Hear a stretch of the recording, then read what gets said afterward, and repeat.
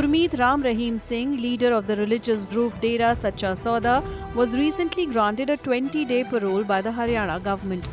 Convicted in 2017 for raping 2 disciples, this marks his 11th release since his sentencing.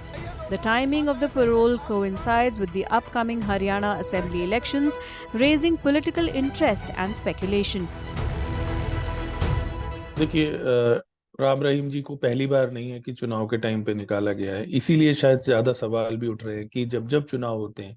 और मैं आपको बताऊं कि केवल विधानसभा या लोकसभा चुनाव नहीं, इवन कि हरियाणा में जब पंचायत चुनाव हुए तब भी उनको बाहर इस तरह से पैरोल पे छोड़ा गया था। और राजस्थान चुनाव हो या पंजाब का चुनाव हो, केवल एक राज्य तक सीमित नहीं है ये। और 2017 से आपको मालूम ही है कि वो जेल में है लगभग पिछले 7 सालों से। और कुल मिला के अगर आप देखेंगे तो 200 से भी ज्यादा दिन, वो लगभग 6 महीने से ज्यादा ही हो जाएंगे, 6-7 महीने के करीब वो बाहर रहे हैं अलग अलग समय पर।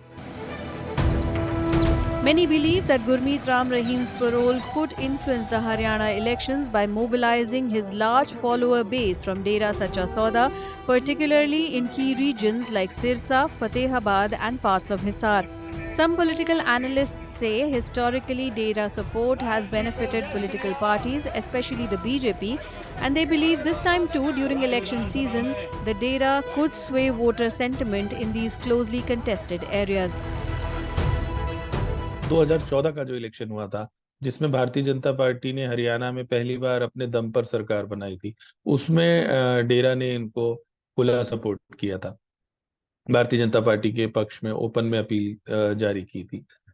हालांकि ये भी सही है कि कोई एक पार्टी से उनके संबंध हो, ऐसा नहीं है। लोकतंत्र में आज के जमाने में जब नेता कोई रैली करते हैं तो उनको तो लोगों को जुटाना पड़ता है, कभी पैसे दे के रैलियों में बुलाना पड़ता है। जो भक्त हैं, ये जो बाबा लोग हमारे जितने हैं, उनके पीछे पब्लिक अपने आप जाती है और एक प्रकार का आश्रय उनको मिलता है, जिस तरह की हमारी सामाजिक व्यवस्था है।